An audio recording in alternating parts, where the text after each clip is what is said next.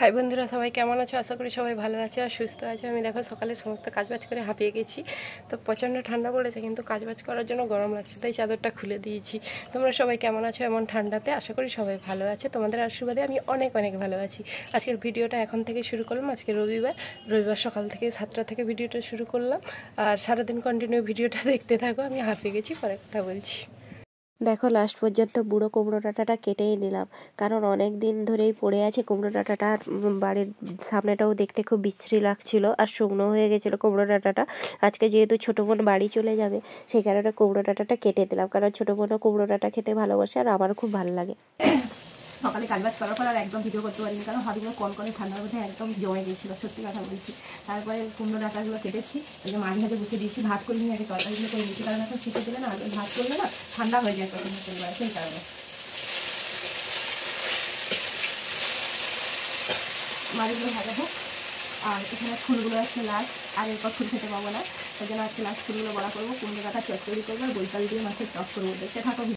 কুমড়ো ডাঁটাটা রান্না করতে বসিয়ে দিয়েছি, কারণ আর বাদ বাকি তরকারিগুলোও হয়ে গেছে, তার জন্য কুমড়ো ডাঁটাটা ভালো করে আগে ভেজে নিই, তারপরে সর্ষে বাটা দেবো। কুমড়ো ফুলের বড়া হয়ে গেছে, কুমড়ো দিয়ে মাছের টক হয়ে গেছে। বান্না দিয়ে কুমড়ো ডাঁটা চচ্চড়িটা করতে বসিয়ে দিয়েছি ঢাকা দিয়ে, কারণ বুড়ো ডাঁটাগুলো সিদ্ধ হতে সময় লাগবে। ততক্ষণে আমি কুমড়ো ফুলের বড়াটা খেয়ে নিচ্ছি, কারণ আমার খুবই ভালো লাগে খেতে। রান্না বান্না শেষ করার পর ভাত চাপিয়ে দিয়ে হাটে চলে এসেছি শাশুড়ি বৌমা কাপড় কিনতে, কারণ মামা ভাইফোঁটায় মানে কিছুই দেয়নি, ওই জন্য পয়সা দিয়েছিল মাকে। এসেছিল কালকে, পয়সা দিয়ে গেছিলো কাপড় কিনতে। মা দেখো কী করছে, নিজের শাড়ি নিতে এসে আমার শাড়ি নিচ্ছে। লোকে কি ভাববে বলো? কিছুই ভাববে না। মা নিজেও একটা শাড়ি নিয়েছে, আমার জন্যও একটা শাড়ি কিনে দিয়েছে, আর মা আনন্দ করে দিচ্ছে, নেবো না বলো? আমিও নিয়ে নিয়েছি। আর আমাদের হাটটা দেখো কত কত দোকান এসছে, কাপড় নেওয়া হয়ে গেছে, তারপর বাড়ি যাচ্ছি। আর দেখো হাটে আজকে কত লোক, সংক্রান্তি, মকর সংক্রান্তি তো, তার জন্য আজকে অনেক কত দেখো হাঁড়ি দোকান, ফল দোকানে দেখো কত ভিড়। তারপর বাড়ি এসে একটা নতুন জিনিস দেখছি, তোমাদের দাদাভাই জ্বালানি কাটছে। এই প্রথম আমি তোমাদের দাদাভাইকে জ্বালানি কাটতে দেখলাম, জানো তো, কোনোদিন কাটে না। আমাদের তো কেনা জ্বালন আসে, ছোট ছোট জ্বালন কিনে নিয়ে এসছে। কয়েকদিন দেখছো আমি শুধু ঘুঁটেতে রান্না করছি, তো এই জন্য তোমাদের দাদাভাই জ্বালন কিনে এনে ফাটাচ্ছে।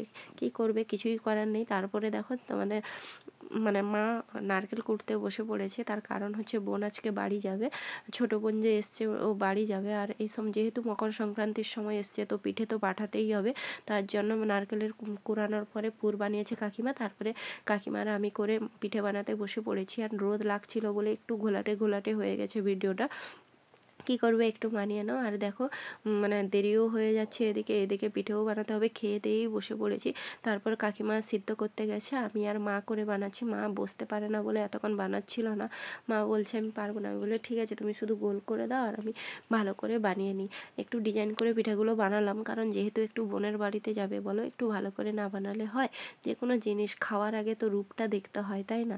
সবাই বলে আগে রূপে দর্শনধারী হতে হয়, তারপরে তো গুণ সবাই বিচার করবে, এটা সবাই বলে, আমিও বললাম তোমাদের সঙ্গে। তারপরে দেখো এতগুলো বানানো হয়ে গেছে, এগুলো বোনের বাড়িতে যে পাঠানো হবে, ওই জন্য এগুলো কমপ্লিট করা হয়ে গেছে। দেখো এই ডিজাইনগুলো, ডিজাইন যেটা দেখছো আমি বানিয়েছি।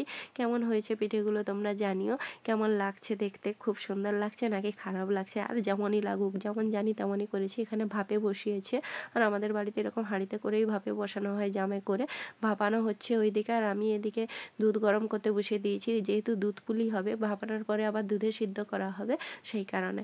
আর এই দুধগুলো, প্যাকেট দুধগুলো জানো তো 16 টাকা করে নেয়, এর সঙ্গে ডবল জল মেশালে না খুবই সুন্দর আর টেস্টিও হয়। এখানে দুধটা গরম হচ্ছে, হয়ে যাক, দুধটা গরম হতে হতে দেখো এখানে পিঠাগুলো ভাপানো হয়ে গেছে, তো ওগুলো নামিয়ে ঠান্ডা করতে হচ্ছে, না হলে সিদ্ধ করতে দিলে ভেঙে যেতে পারে, সেই কারণে। আর এখানে দুধটাও ফুটে গেছে বলে চিনি দিয়ে দিচ্ছি, কারণ চিনি দিতে হবে হালকা, না হলে মিষ্টি হবে না। আর দুধটা কি সুন্দর ফুটে উঠেছে দেখো, দেখলেই মানে সত্যি বলছি খুব ভালো লাগছে দেখে। তার জন্য একটু ভালো করে ঘুঁটে দিলাম চিনি দিয়ে। এরপরে পিঠাগুলো দিয়ে দেবো, একটু দুধটা কমে নিলাম, বাড়ির জন্য একটু রেখেছি তো সেই কারণে।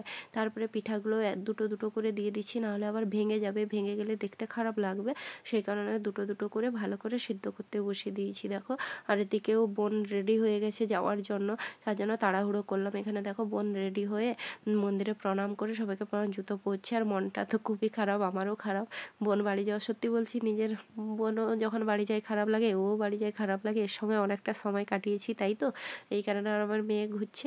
আজকের ভিডিওটা তোমাদের কেমন লাগলো জানিও, আর ভিডিওটাকে বাড়াচ্ছি না, কারণ বোন বাড়ি চলে যাচ্ছে। সত্যি মনটা খুবই খারাপ। ভালো লাগলে লাইক কমেন্ট শেয়ার করে দিও। টাটা।